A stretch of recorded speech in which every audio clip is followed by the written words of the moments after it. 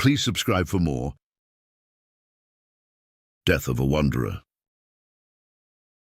The last time I saw the old Argonian, I was taken by how alive he seemed, even though he was in the throes of death. "The secret," he said, "of staying alive is not in running away, but swimming directly at danger, catches it off guard." "Is that how you managed to find this claw?"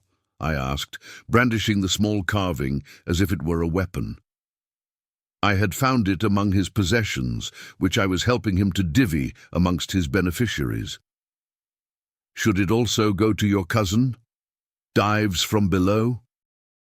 At this, his mouth widened, exposing his fangs. If I hadn't known him as long as I had, I would think he was snarling, but I knew that to be a smile. He croaked a few times to attempt laughter, but ended up wheezing and coughing, his rancid blood spraying across the bedsheets.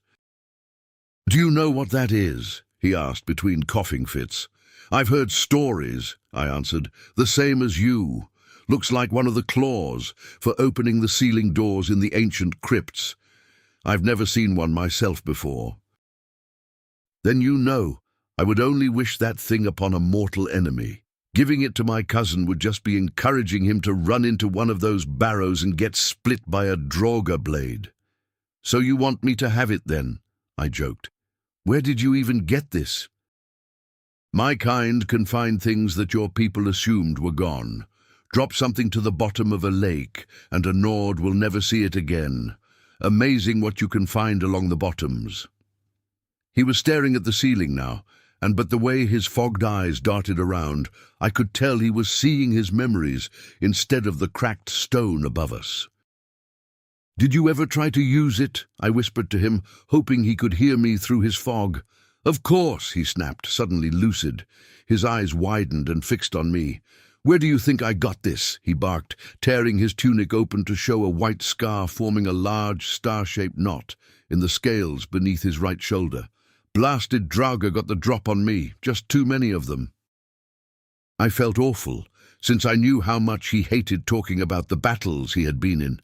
To him, it was enough that he had survived, and any stories would amount to boasting. We both sat quietly for several minutes, his labored breathing the only sound. He was the one to break the silence. "You know what always bothered me?" he asked. "Why they even bothered with the symbols." "The what?" "The symbols, you fool. Look at the claw." I turned it over in my hand.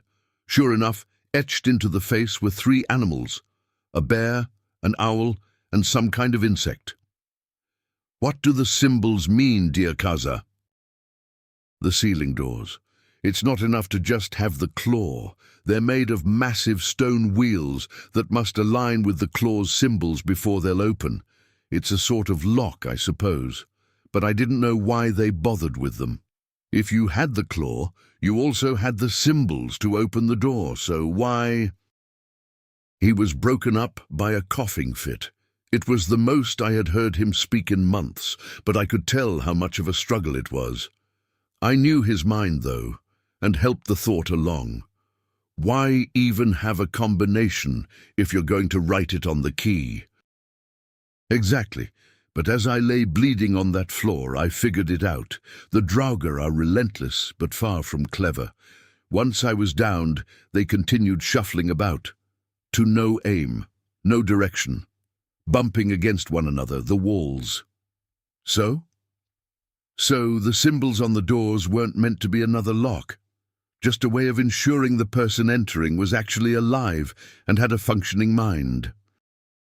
Then the doors were never meant to keep people out. They were meant to keep the Draugr in. And with that, he fell back asleep. When he awoke several days later, he refused to talk about the Draugr at all, and would only wince and clutch his shoulder if I tried to bring them up. The end.